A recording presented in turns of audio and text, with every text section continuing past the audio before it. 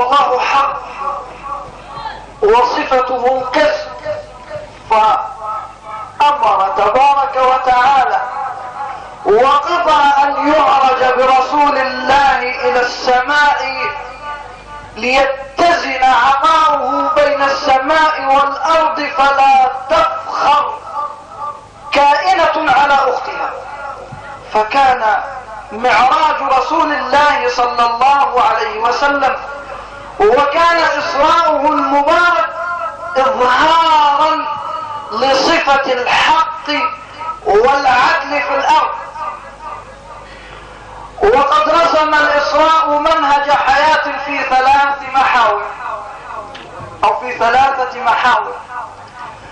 رسم الإسراء والمعراج منهج حياة في الأخلاق التي تمثلت في المرائي التي رآها رسول الله صلى الله عليه وسلم طيلة الرحلة المباركة، ومنهج حياة في العقيدة. فمن الناس من يماري في الإسراء، ومن الناس من يجادل في المعراج، وينزل بك من أفقك العالي إلى الأرض الوضيعة متسائلا: أكان المعراج بجسده أم كان المعراج بروحه؟ أكان المعراج يقظة أم كان مناما؟ أستغفر الله. الحق تبارك وتعالى صدر الحديث عن هاتين المعجزتين بالتسبيح: سبحان الذي أسرى. والتسبيح تنزيه مطلق لله تبارك وتعالى عن كل نقص، ووصف لرب العزة بكل كمال هو أهله ومستحقه. والذي قام بالإسراء نسب الإسراء إلى ذاته: سبحان الذي أسرى. وإذا كان المسري برسول الله صلى الله عليه وسلم هو الله، فإن عطاءه هو عطاء المحب للحبيب. لذلك قال بعبده، والباء للتخصيص والتقريب، وعبده أطلق هذه الصفة عليه في أسمى المقامات في مقام الدعوة إليه، وأنه لما قام عبد الله يدعوه كادوا يكونون عليه لبدا. وسماه وكناه ونعته ووصفه بالعبودية في مقام التقريب صلى الله عليه وسلم. ليلا من المسجد الحرام إلى المسجد الأقصى الذي باركنا حوله. وما العلة في هاتين الرحلتين؟ لنريه من آياتنا. من الذي سيري؟ الله. ومن الذي سيرى؟ رسول الله. وما صفة الآيات؟ الآيات تأخذ صفتها من صفة صاحبها، وصاحب الآيات موصوف بكل جمال وبكل كمال، وكمالاته تبارك وتعالى لا تتناهى. عشان كده نسب الآيات إلى ذاته: لنريه من آياتنا. يعني عايز يقول سبحانه وتعالى: يا من تسول لك نفسك أن تماري، يا من تأذن لك طينيتك الدنيئة أن تجادل في عطاء الله لرسول الله صلى الله عليه وسلم، كف عن المراء واجعل لسانك حبيس فمك، لا تخرجه مماريا ولا مجادلا ولا مرائيا في عطاء أعطاه الله لرسول الله صلى الله عليه وسلم. ومنهج حياة رسمه الإسراء والمعراج في الحياة الروحية. لقد اشتملت هذه المنة الربانية الكبرى على وحي ورؤيا. هل كان الوحي من جبريل لرسول الله صلى الله عليه وسلم؟ هل كانت الرؤيا من رسول الله لجبريل؟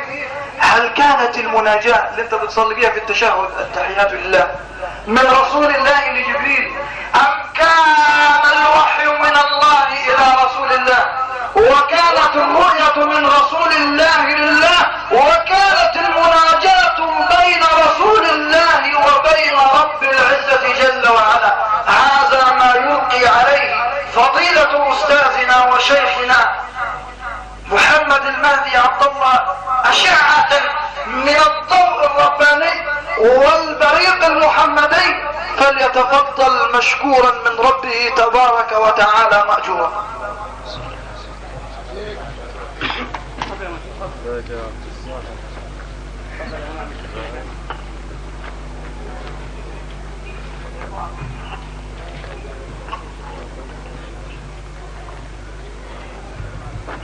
اللهم صل على اللهم صل عليه صلى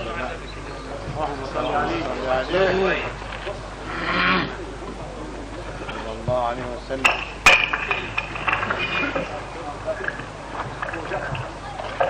طبعا يمكن حد بيسأل الذي ألقى عليكم هذه الكلمات هو الشيخ سليم محمد سليم من تلاميذ هذه الساحة ومن قرية السلاجة نجا الحمادي، ونحن نفخر بأولادنا الذين تخرجوا من هذا المكان.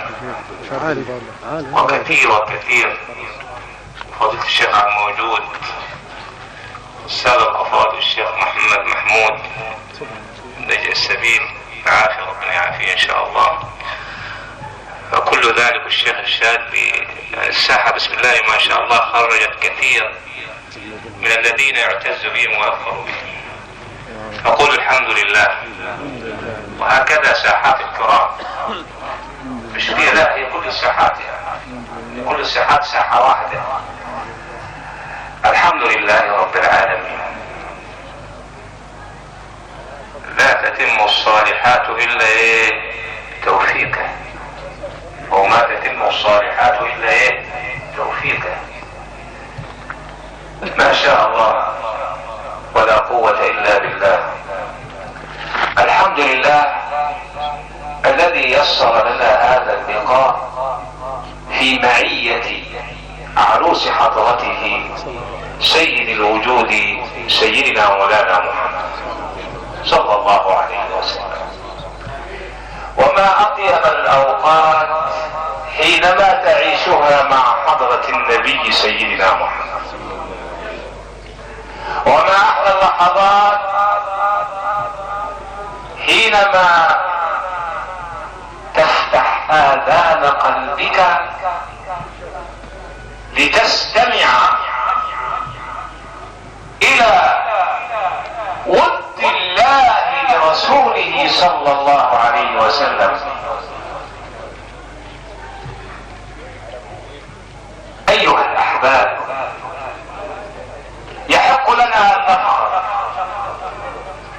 ويحق لنا أن نسمو ونعلو، لأن فينا سيد البشر على الإطلاق وحبيب الله المحبوب الأعظم الذي خص بالعبودية عن غيره، لأنه قضى حياته عبدا لله ولم يكن لغيره.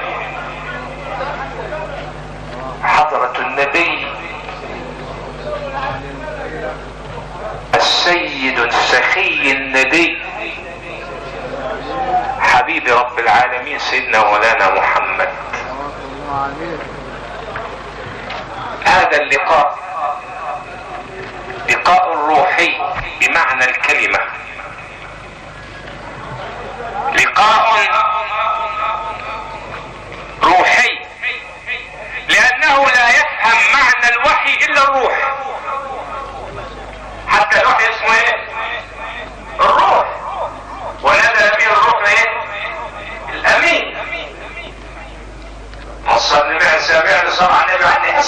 يخرج. ايوه خش كده شويه ايه. ايوه. فالروح بالروح تسمو، والطيب بالطيب يطيب. مش كده برضه ولا ايه؟ فنصلي ونسلم بداية ونهاية حتى نلقى الله، سائلين الله سبحانه وتعالى الذي يعلم قدر رسول الله ان يصلي عليه ويسلم تسليما، وان يزيده تشريفا وتعظيما. ثم اما بعد ايها الموحدون،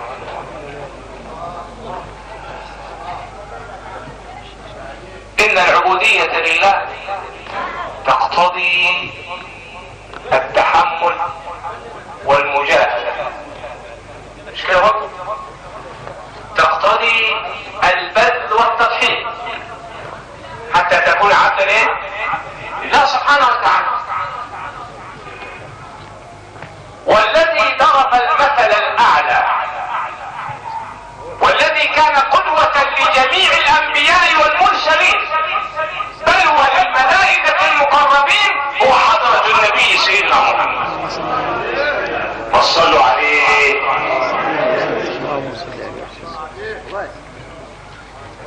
ما من نبي ولا رسول نال شرف الاتصال والوصول الا حضرة النبي سيدنا محمد. انظر الى حضرة النبي في علم الغيب الذي كان نورا، وتنقل بين الاصنام الطاهرة الى الارحام زكية نورا، وكان جنينا في رحم امه نورا، وحينما وضعته كان النور الذي اضاءت له جميع رجال الارض بالشرق والغرب. ومن هنا صدق فيه قول المولى قد جاءكم من الله نور. ما صدوا على النور.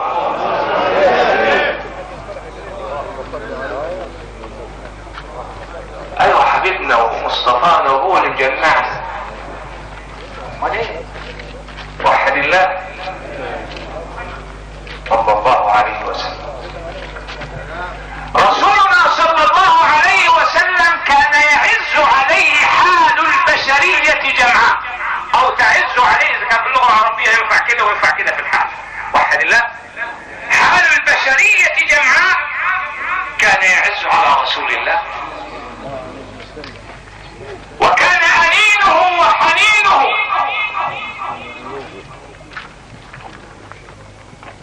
من اجل الامة. كم تحمل رسول الله صلى الله عليه وسلم من العنة والشدة والايذاء والهجر، بل قالوه، بل مكروا به يقتلوه او يثبتوه او يخرجوه. كل ذلك تحمله حضرة النبي ليكون لنا اسوة وقدوة.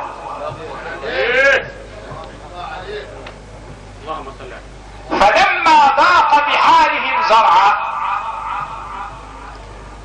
واخذ يدعوهم الى عبادة الواحد الاحد، لان طعم العبودية او لذة حلاوة طعم العبودية لم يذقها الا حضرة النبي. ولذلك تلاقي ربنا زي ما قال تخصيص بعبده، ولما قام عبد الله. وحد الله. كلمة عبدي فيها ايه هنا؟ تخصيص، يعني ان الله سبحانه وتعالى اختص من جميع الخلق عبدا له، كمله بكماله وجمله بجماله وعظمه او وجلله بجلاله. خلق ذاته احمدا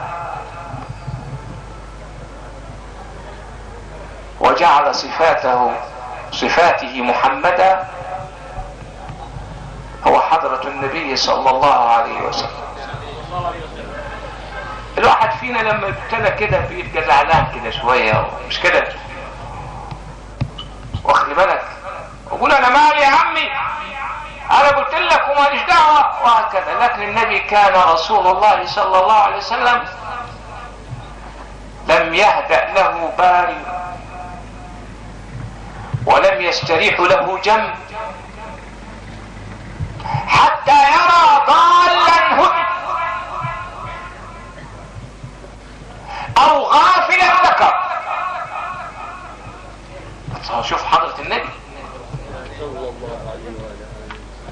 فالناظر الى عطاء الله لرسوله صلى الله عليه وسلم يستشف من ذلك قدر الحبيب محمد، ويعلم ان قدر الحبيب محمد على جميع مكانات ومنزلة العباد جميعا. ولذلك ربنا قال له ايه؟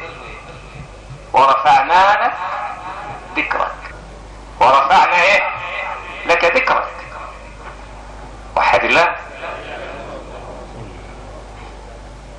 فمن الذكر الذي ناله حضرة النبي سيدنا محمد هو الإسراء والمعراج. وعلشان نستفيد وإن شاء الله ونسأل الله أن يكون من أهل العطاء والمدد أو من أهل العطية والمدد. الإسراء حتى في كلمة الإسراء فيها حلاوة. ايه؟ حلاوة مش كده؟ إسراء. والإسراء فيها معنى التسرية، يعني معنى ايه؟ تفريج الهم، كشفه. والسماع الصلاة على النبي. والتسرية فيها معنى الفسحة، مش كده برضه؟ وحد الله. والتسرية فيها معنى الكشف. بس سمعنا الصلاة عليه. فالإسراء مكانة ومنزلة ومقام عظيم لحضرة النبي صلى الله عليه وسلم، لأنه كان العبد مخلصا المتفرد بعبودية الله وحضرة النبي محمد. وذكر ربنا سبحانه وتعالى قال سبحان الذي أسرى بعبده. وكلمة أسرى بعبده فيها ايه؟ فيها معية ولا ما فيهاش؟ فيها ايه؟ معية. هو مين اللي جاء النبي في حادث الإسراء والمعراج؟ مين؟ ما تعال حسه انت يعني خير من حاجه. سيدنا ايه؟ جبريل. مش هو اللي جاء؟ هو البراق كده. بس سمعنا الصلاة على النبي.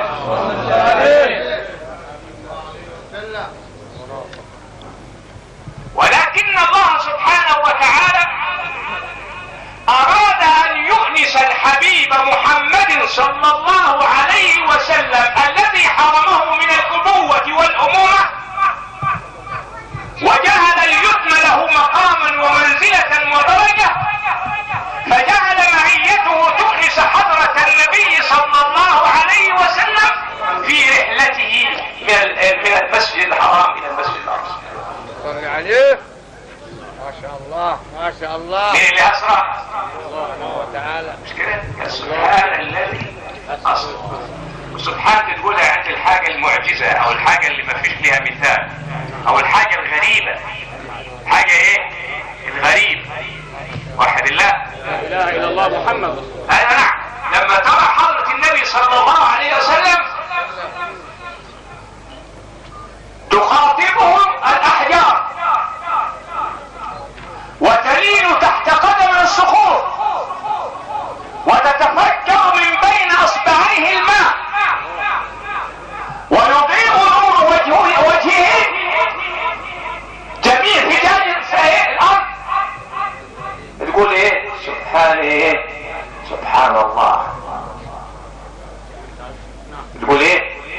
سبحان الله، لان امر على غير هذا، فكل امر صدر على غير هذا نقول له ايه؟ سبحان الله. احنا نقول فاذا بالله في هذه الحادثة يمجد نفسه ويعظم شأنه ويبرز سلطانه، فيقول بذاته سبحان الذي اسرى. فتسبيح الذات للذات دليل على اعلى المقامات واعلى المنازل والدرجات، وكل ذلك كان لحضرة النبي سيدنا محمد. ما صلى عليه، اللهم صل وسلم. مش كده؟ والذي اسم موصول، اسم ايه؟ موصول. ومعنى ذلك ان الرسول صلى الله عليه وسلم لا ينقطع عنه مدد الله منذ خلقه الى ان يبعثه، فمدد رسول الله صلى الله عليه وسلم لا ينقطع، ونفحات الله اليه لا تنقطع الى ان تقوم الساعة. بس سمعنا الصلاة الذي اسرى بعبده. وحد الله. والهاء هنا ايه؟ هاء تعود على مين؟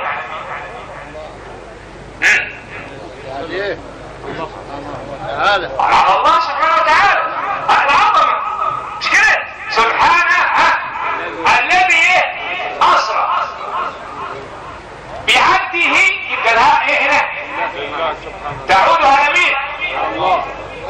والهاء ليست هاء الغائب ولكن هاء الحاضر، واذا ذكرت الهاء مع الحاضر فيها تعظيم للحاضر. انت معايا ولا لا؟ ما صلي على حضرة النبي. اللهم صل عليه. الحته دي حته طريفه دي. واحد بيقول له انت معايا، قال لي لا انا مع ربنا. قلت له طب وش قدرك تبقى مع ربنا انت؟ قال ليك معايا احنا قد بعض. بس انا الصلاة على النبي. ايوه حتى كده يعني. ايوه بقول له انت معايا، قال لي لا انا مع ربنا. قلت له بابا قلت ايه يا اخوي؟ ما فيش واحد الا واحد بس اللي قرن في معية الله هو حضرة النبي. احنا مع بعض ماشي، مش كده برضه ولا ايه؟ ما سمعنا صلاة. فهاء الغيبة اذا حضر، اذا كانت في حضور المتكلم فهي للعظمة، وهاء تعظيم الشأن انتسب اليها حضرة الحبيب محمد، فعظم شأن رسول الله من عظم شأن الله، وقوة سلطان رسول الله من قوة سلطان الله. ولذلك كان رسول الله صلى الله عليه وسلم تبدر منه المعجزة. صلي عليه. بس سمعنا الصلاة على حضرة النبي. نقول جميعا اللهم صل على سيدنا محمد. سيدنا محمد. ايوه ضد الشيطان. اللهم صل على سيدنا محمد. صل على سيدنا محمد. صلاة تكون لنا طريقا لقربه وتأكيدا لحبه وبابا لجمعنا عليه وهدية مقبولة بين يديه. وسلم اللهم كذلك أبدا، وارض اللهم عن آله وصحبه السعداء، واكسنا حلل الرضا، والطف بنا بلطفك في القضاء.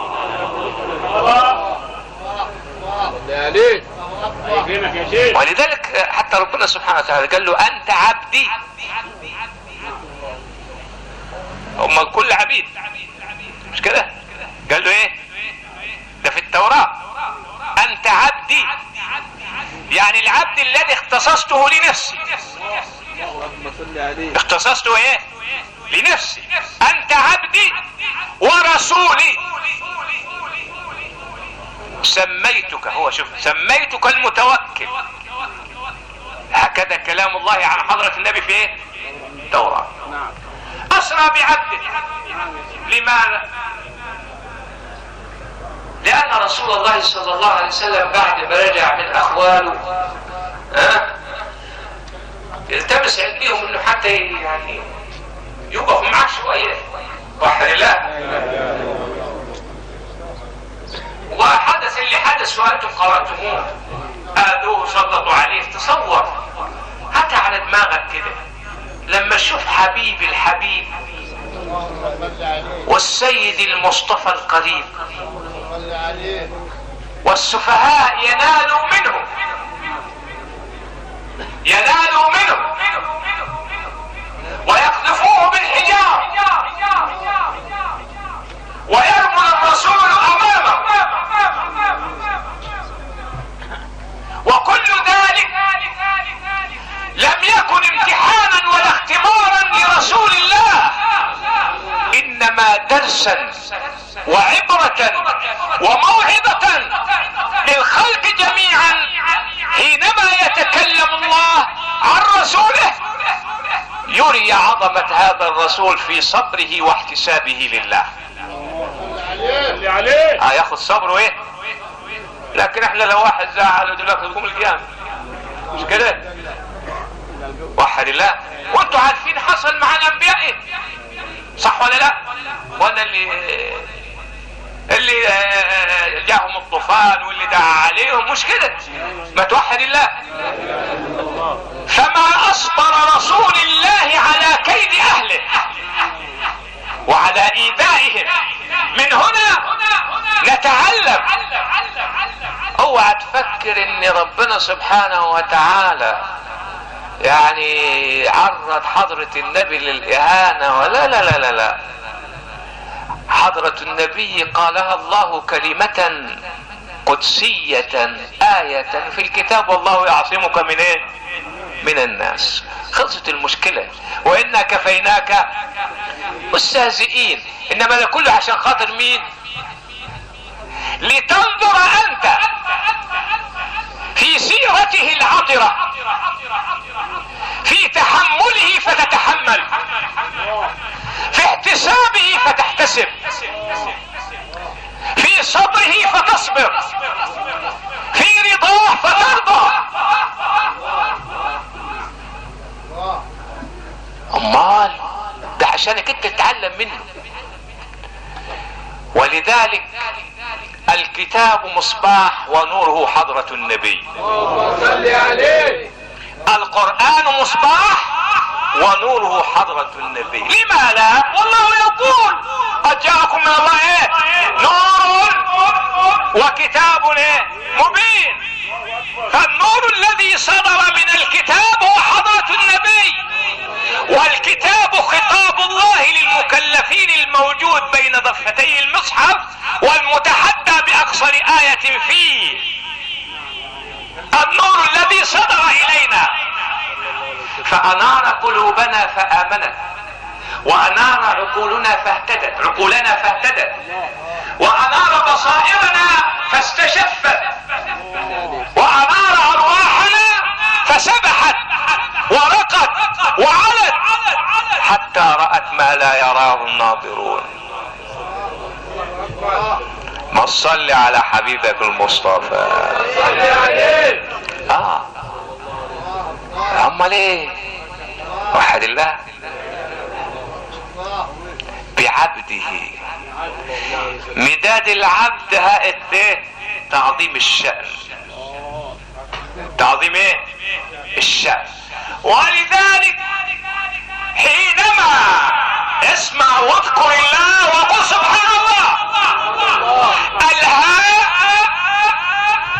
لم تبقي لرسول الله ماديته البشرية، انما جعلته في قالب النورانية الذاتية، فرقى من سماء الى سماء الى سماء حتى وصل الى محراب العبودية الحقة لله في الانوار الاصطفائية الذاتية للمولى حضرته سبحانه وتعالى.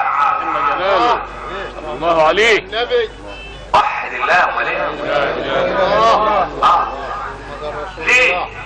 ما شاء الله. اي مادة لها وزن ولها كتلة، مش كده برضه؟ خلاص؟ وحد الله. واذا اختلت الماء ايه؟ اختل الوزن والكتلة، ايه اللي بيحصل؟ بتعمل ايه؟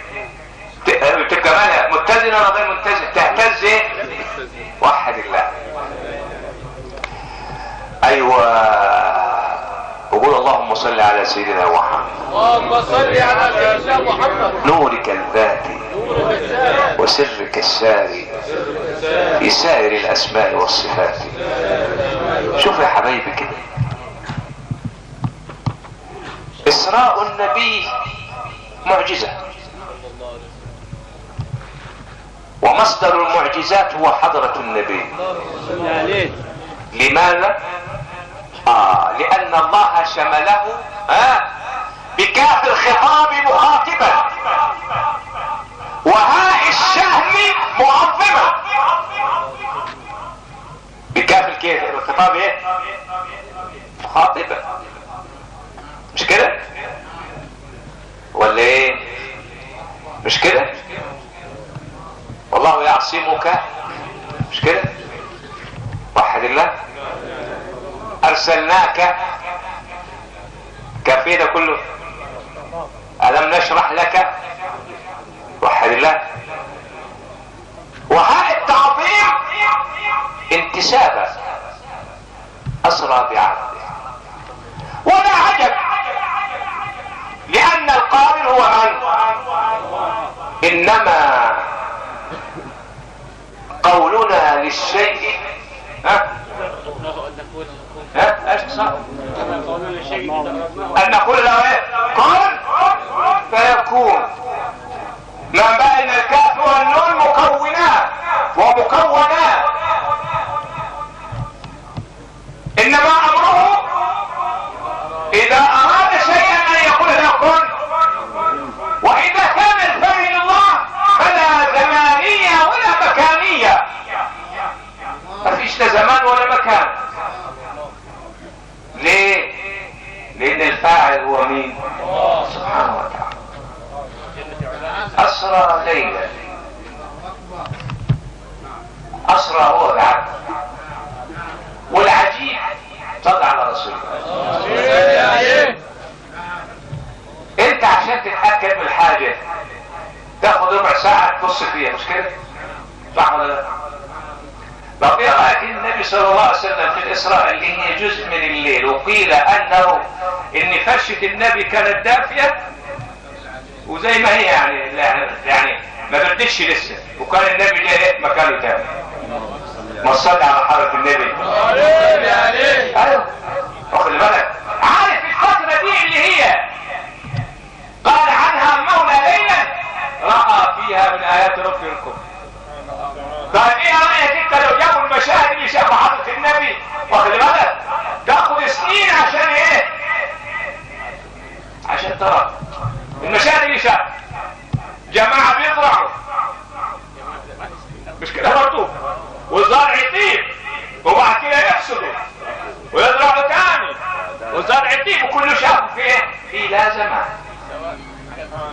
في ايه؟ لا زمان. سبحان الملك. سبحانه. شوف كده؟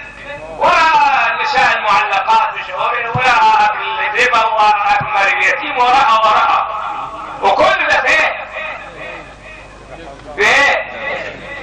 ده كمان ده لسه كمان بقول لك حاجات، يعني حاجات اللي هي في الاسراء وهو ماشي. وكأن ما بين السماء والارض عالم لا يعلمه الا الله. لا يعلمه الا ايه؟ الا الله سبحانه وتعالى. الجنه مش اعدها ولا ما اعدهاش. الجنه جاهزه ولسه هجهزها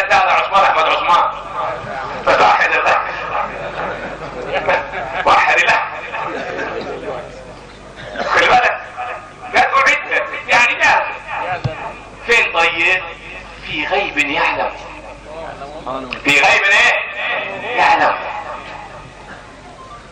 مع احد الله، لان ده مين هو الله واحد الله. ليلة من المسجد الحرام الى المسجد الاقصى يبقى ايه؟ مسجد وايه؟ ومسجد. من مسجد الى ايه؟ مسجد. والمسجد الحرام هو اول بيت وضع لمين؟ للناس. للذي بمكة مباركة، يعني اللي يقول المسجد الاقصى قبل المسجد الحرام نقول له كذاب. واحد الله لا اله الا الله محمد. يبقى المسجد الحرام كان موجود قبل المسجد الاقصى ولا مش كان موجود؟ كان ايه؟ موجود، ولكن وجوده اخفاه الله حتى يدركه خير الانام سيدنا محمد، لانه خاتم الرسالات والامل والنبوه. فجعل الانبياء في المسجد الاقصى كله، قبلة المسجد الاقصى الانبياء كلهم، ودخلها ايه؟ ادخره لحبيبه سيدنا محمد صلى عليه. لان كل القلوب يوم القيامه تحفو الى حضرة النبي. كل القلوب نقولها في الجماعة، نقولها الى الحبيب تميل. وحد الله. ما سمعنا الصلاة على رسول الله. خلي بالك معاك. فالمسجد الحرام وكأن الله سبحانه وتعالى، خلي بالك معاك، يريد ان يعلم الانبياء السابقين بان منازلهم، طبعا كلهم انبياء معصومين ولا نفرق بين احد من ايه؟ من رسله، انما اراد ان يعلمهم ان خاتمهم هو حضرة النبي سيدنا محمد. وكل الانبياء لابد ان يخضعون لدينه ولنهجه ويخال عليهم العهد. مش كده يا مولانا؟ تعملوا ايه؟ تؤمنون ايه؟ ولا تنصرون. وقال لما اخذتم على ذلك اصري اقل واشهد ولا معكم ايه؟ ما توحد الله. وكأن رسول الله صلى الله عليه وسلم في اسرائه الى المسجد الاقصى دليل على ان هناك امر سيتم، وهو تحويل القبلة الى البيت الله الحرام باجماع جميع مين؟ ما صلوا كل مرة منهم. من امامهم؟ ما تصلي على النبي وصحصح معاي وصحصح عشان تروح. الجماعة الكربانين يروحوا يعني يمشوا واحد الله، والجماعة المشتاقين يروحوا يعني ياخدوا كاس ويشربوا واحد الله. الروح ايه؟ خمر، وللاجساد خمرتها شتان بينهما والكل قد تاب.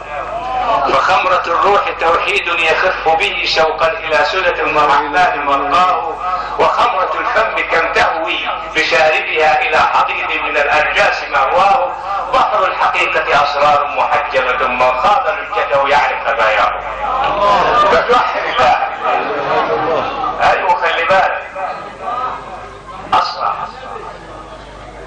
فجمع له الانبياء الله ده لما ماتوا واللي ايه واللي ارتفع في السماء، كل الانبياء باذن الله قاموا ورا الحبيب المصطفى، قاموا ركعوا وسجدوا، فلما سجدوا اقروا وعاهدوا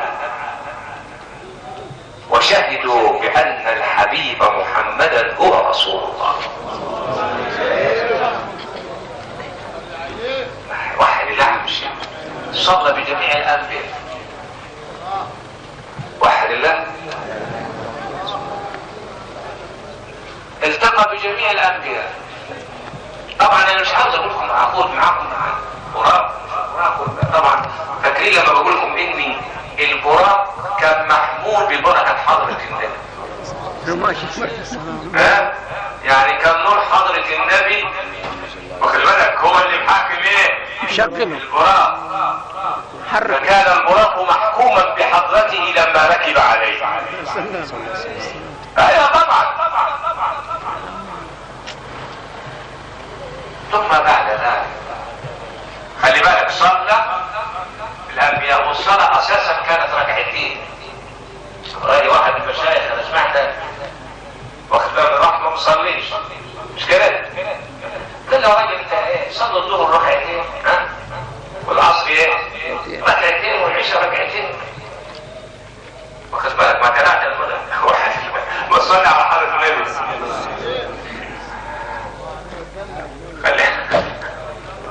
ايوه نعم ما ينفعش السنة واحدة بس سمعنا صلاة على حضرة النبي ما صح. صلى الله على محمد صلى الله عليه وسلم. صلى الله على محمد صلى الله عليه وسلم. صلى الله على محمد صلى الله عليه وسلم. صلى الله على محمد صلى الله عليه وسلم. اللهم صل وسلم وبارك عليه. ثم تأتي آية أخرى. كم هذه آية الإسراء؟ بعد كده آية إيه؟ المعراج. أنا هرجع لكم معاكم بسرعة الآية.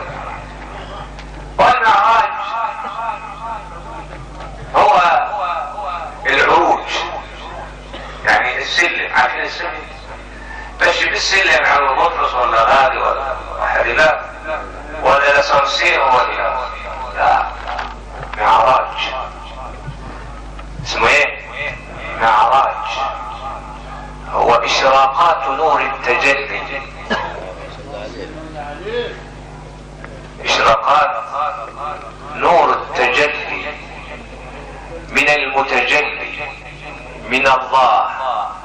انبثق هذا النور من قبل الله سبحانه وتعالى ليكون معراجا لحضرته. فكان يعرج من نور الى ايه؟ نور. وحد الله.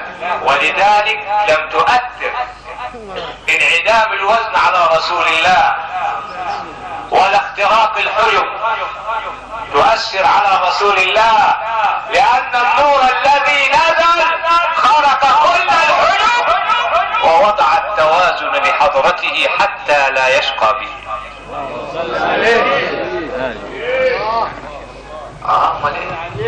واحد الله.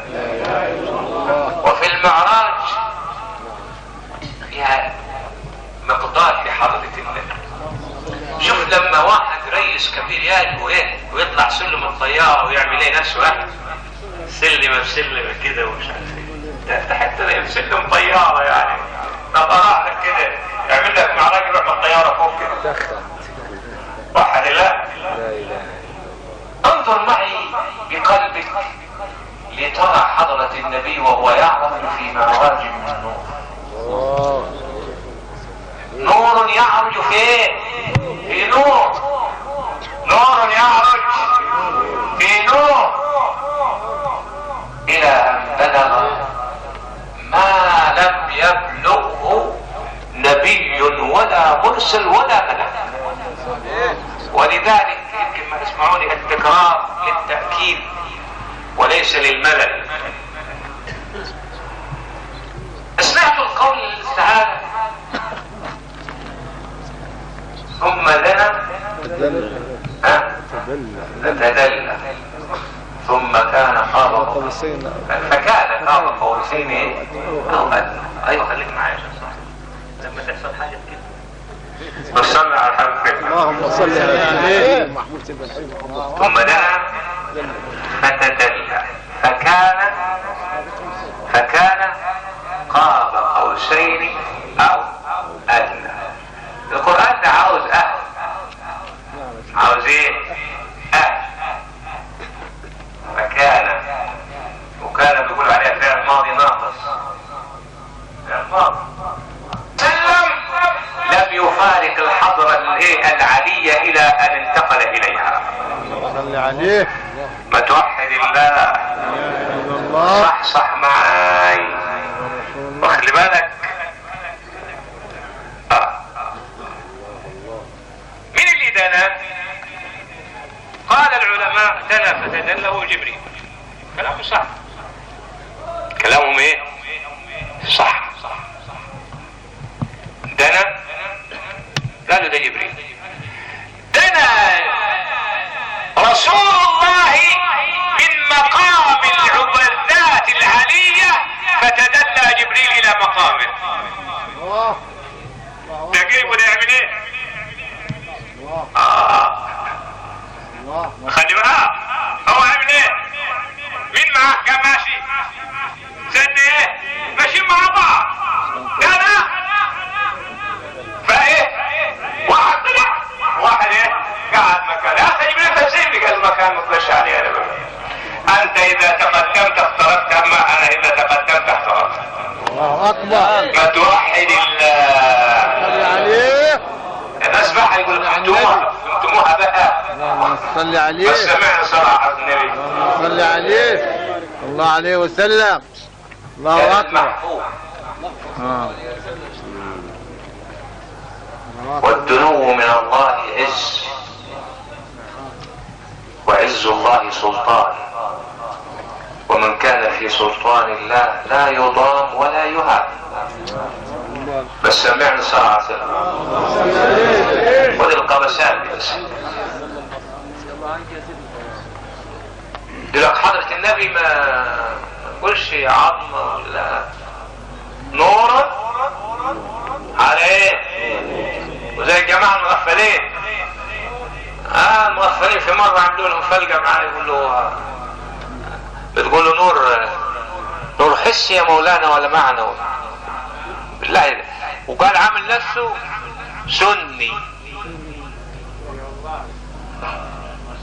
سني واخد بالك قلقلة في الحكاية دي. فدام هو ربنا مغفل بيقول قد جاءكم من الله نور وعليه الاعلم منك والاوثق منك. قالوا النور المقصود هو حضرة النبي. هم قالوا كده. ما فيش عالم واحد من علماء التفسير اختلفوا على ان النور هو حضرة النبي. لكن انت تقول لي نور حسي ولا معنوي يا مغفل. الله اكبر. الله وحد الله. لا اله الا الله محمد. اقرا في التفسير كلها هتلاقي ايه؟ النور قالوا عليه مين؟ سبحانه وتعالى. وانت ايه الاشكاليه فيه يا اخي؟ احنا لما نقول له هو نور عاوز حسي فهو حسي بالدليل والايه والشهوه. مش كده برضه؟ النور خلي بالك معانا ليس له ظل وحضرة النبي له ظل. الله واحد الله. النور ما لهوش وش ولا نفق، كله ايه؟ نور. وحضرة النبي كان يرى من امامه كما كان يرى من خلفه كما كان يرى ايه؟ ما توحد الله. النور يضيء الطريق. وقالت ان السيدة عائشة انتقدت الابرة على وجه النبي. لو واحد صحابي قال والله نظرت الى البدر ليلة الاكتمال ونظرت الى وجه الحبيب المصطفى والله لان وجه الحبيب المصطفى اضوأ من البدر ليلة الاكتمال. لانه الحس ولا معنوي؟ حسي. مش كده ولا ايه؟ تاني حاجة مش هقول لك حاجة، ده النبي الحاجة اللي يؤمر عليها تبقى نور. طب ايه رأيك هقول لك حاجة حلوة بس سمعني الصلاة مع حضرة النبي. من رأى في المنام وضع يده في يد الحبيب عليه السلام استنارت يده من يد المصطفى بل وكانت مسكا وعطرا.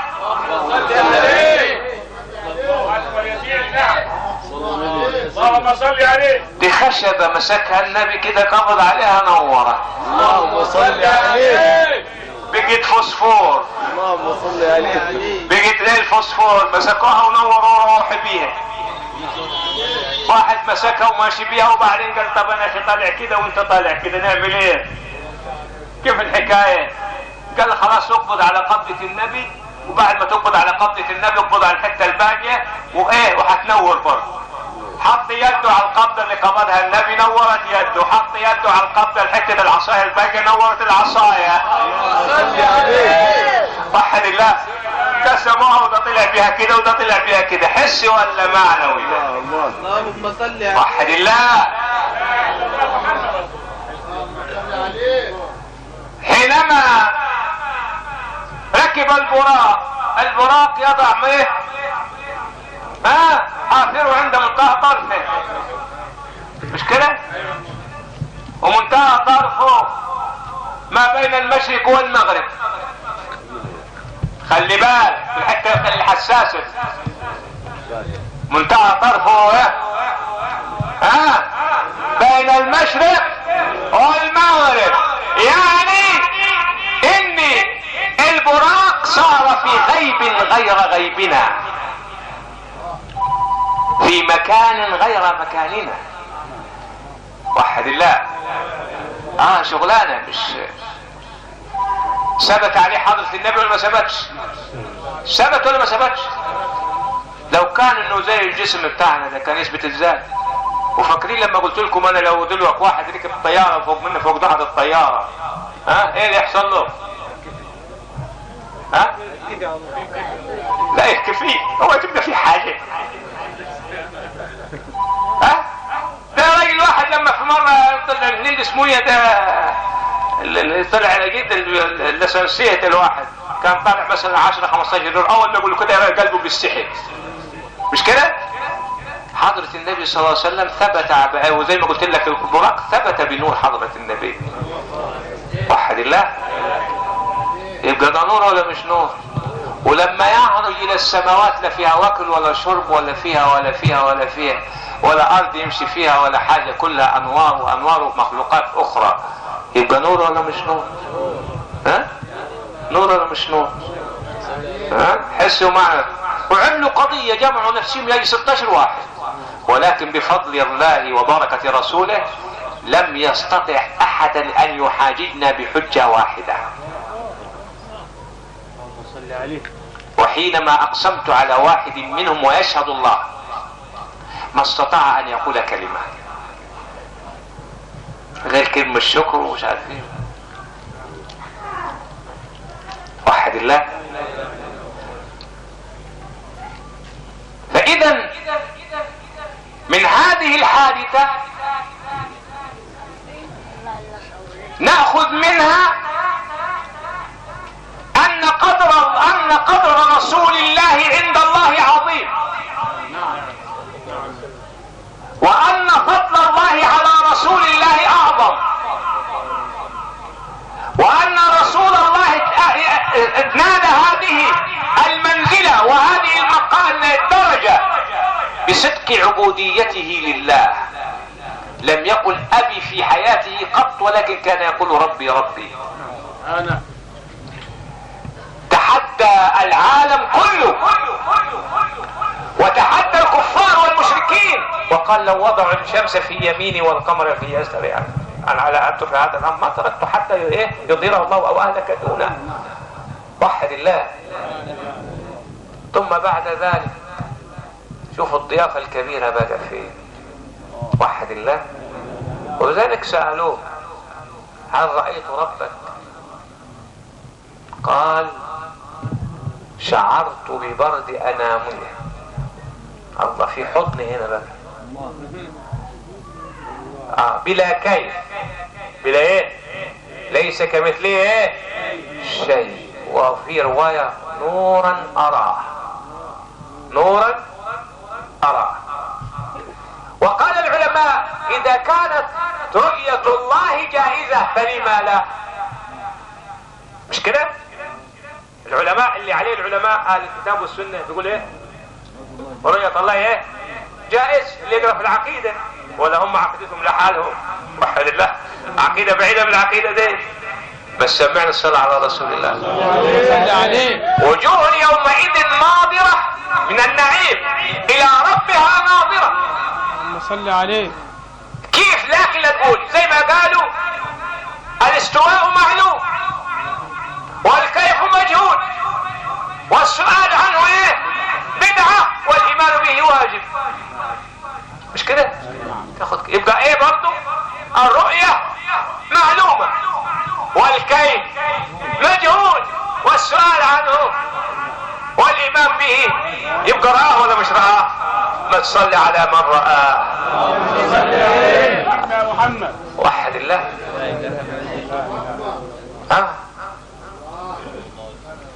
وحد الله. لا اله. انما هو لقد رآه نزلة اخرى عند سدرة المنتهى. ده سيدنا جبريل. انا بتكلم على وهناك كان الادب